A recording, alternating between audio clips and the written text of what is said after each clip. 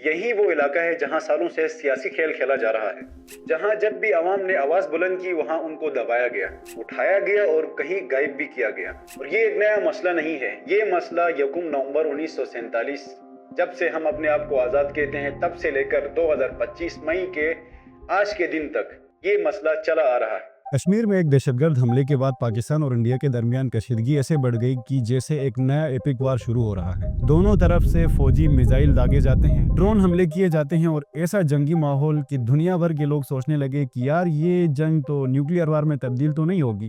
इसी माहौल में डोनाल्ड ट्रंप ने सालसी की और सदर डोनाल्ड ट्रंप ने पाकिस्तान और भारत के दरमियान सीज फायर करवाया। साथ ही साथ ये भी वादा किया कि वो पाकिस्तान और भारत के साथ मिलकर कश्मीर का मसला भी हल करेंगे, चाहे इसमें हजारों साल ही क्यों न लग जाए। पाकिस्तान ने इस बात को सराहा, लेकिन भारत इस बात को फौरन इनकार करते हुए कहता है कि कश्मीर हमारा अंदरूनी मसला है। अब यहाँ बड़ा सवाल ये है कि जब डोनाल्ड ट्रंप कश्मीर के ऊपर बात करते हैं तो क्या वो गिलगित बल्तिस्तान को भी इस झगड़े का हिस्सा समझते हैं? क्योंकि हकीकत ये है कि गिलगित बल्तिस्तान भी एक मुतनाज़ा इलाका है। यहाँ का आईनी दर्जा भी अदवार है और यहाँ के लोगों को आईनी हुकूक भी नहीं दिए गए।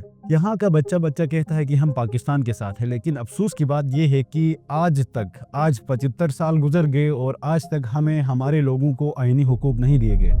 यही वो इलाका है जहां सालों से सियासी खेल खेला जा रहा है, जहां जब भी अवाम ने आवाज बुलंद की वहां उनको दबाया गया, उठाया गया और कहीं गायब भी किया गया। हाल ही में अवामी एक्शन कमेटी के रहनुमा समेत दीगर अफराद को गिरफ्तार किया गया। इससे पहले भी काफी लोगों को गिरफ्तार किया गया है जो अवाम के लिए आवाज उठाते हैं, हक की बात करते हैं और अपने अवाम के हुकूक के लिए बात करते हैं।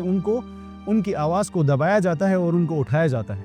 और ये एक नया मसला नहीं है, ये मसला 1 नवंबर 1947 जब से हम अपने आप को आज़ाद कहते हैं तब से लेकर 2025 मई के आज के दिन तक ये मसला चला आ रहा है। जब गिलगित बल्तिस्तान के डोगरा राज के खिलाफ गिलगित बल्तिस्तान के लोगों ने बगावत की और अपनी आज़ादी का ऐलान किया, तब हमने सोचा था कि हमें इंसाफ मिलेगा, हमें पहचान मिलेगी, हमें आईनी हुकूक मिलेगा। लेकिन हुआ क्या? एक सियासी खला, आईनी खामोशी और वसाइल की लूटमार ने हमारी आज़ादी की खुशबू को धुंधला दिया।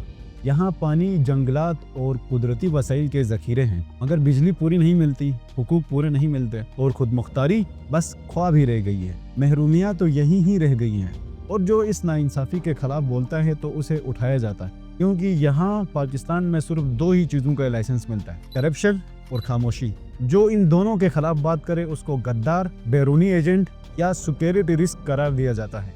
सच कहने वाले पर सिक्योरिटी का छापा। देखिए, असल मसला बाहर से नहीं है, बल्कि अंदर से उठने वाली सच्चाई की आवाज़ है। अगर आप गिलगित बल्तिस्तान की बात करें या आप बलूचिस्तान की गुमशुदगियों की याद करें या खैबर पख्तूनख्वा की चीखें सुने और ख़ास कर पाराचिनार जहां सैकड़ों बच्चों को मारा गया और आज भी वो सूरत हाल बरकरार है वहां पर, तो इस तरह के मसले के ऊपर बात करने पर आपको खामोश करा दिया जाता है। ऐसा लगता है कि हमारे दुखों का नेटफ्लिक्स सीजन कभी ख़त्म ही नहीं होगा।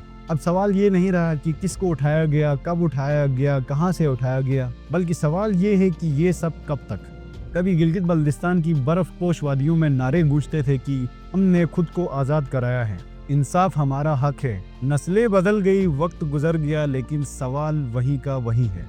हमारा हक कहाँ है, हमारा आईनी हुकूक कहाँ है, हम कहाँ पर खड़े हैं और हमारी आईनी हैसियत कहाँ पर है। फिर कभी गवादर से आवाज़ आती है, कभी कोयटा की गलियों में खामोशी से एहतजाज होता है और कभी इस्लामाबाद के एवेन्यू तक बस एक ही दरख्वास्त की जाती है, हमें सुनो, हमें सुनो। और जवाब खामोशी, गुमशुदगियाँ और गद्दारी के फतवे। बस यही कहानी है हमारे इस दौर की, जहाँ हर तरफ सियासत, खामोशी और नाइंसाफ़ी का राज है।